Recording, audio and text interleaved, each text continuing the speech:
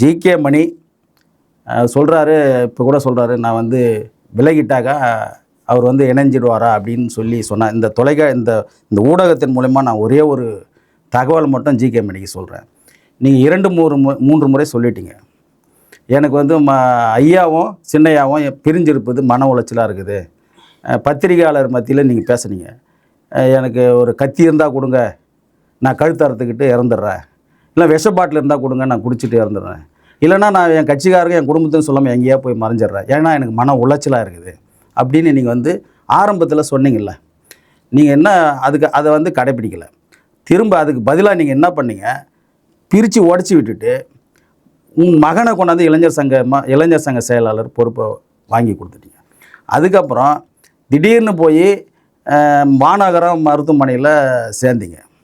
இப்படி ஒரு நாடக கொட்டாயாக வந்து மாநகரம் அப்போலோ மருத்துவமனையை நீங்கள் மாற்றி காட்டுனீங்க. நான் என்ன சொல்கிறேன்னா, நீங்கள் இதையெல்லாம் சுலபமாக மறந்துட்டு இன்றைக்கு வந்து நீங்கள் சொல்கிறீங்க, நான் கட்சியை விட்டு விலகி போயிடுறேன், வந்து சேர்ந்துருவாங்களான்னு சொல்கிறேன். நான் என்ன சொல்கிறேன்னா, நீங்கள் முதல்ல ஐயா கிட்ட இல்லை, நான் பாட்டாளி மக்கள் கட்சியிலேருந்து விலகுகிறேன், சட்டமன்ற உறுப்பினர் இன்னும் 4 மாதம் தான் இருக்குது, இருந்தாலும் பரவாயில்ல, ஒரு நாள் கூட விடுறதுக்கு உங்களுக்கு மனசு வராது, விலகிறேன்னு சொல்லுங்கள். முதல்ல விலகுங்க.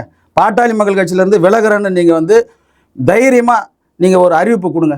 அது என்ன, நீங்கள் வந்து சேர்ந்தா நான் விலகிறேன்னு சொல்கிறதெல்லாம் வந்து விலக மாட்டேன், நான் இங்கே தான் இருந்துக்கிட்டு சதி பண்ணிகிட்டு இருப்பேன்னு தொடர்ந்து சொல்கிறது செய்யணும். உண்மையிலே கட்சியை வந்து இணைக்கணும் அப்படின்னு உனக்கு வந்து மனசில் உறுதியாக இருந்து நீ வந்து இத்தனை நாளாக கட்சிக்கு உண்மையிலே தியாகம் பண்ணியிருந்தால், தியாகம் பண்ண தான் சொல்லுவார் தியாகச்சமல், தியாகம் பண்ணியிருந்தால் நீங்கள் முதல்ல உங்கள் பாட்டாளி மக்கள் கட்சி வந்து விலகிறேன்னு விலகுங்க.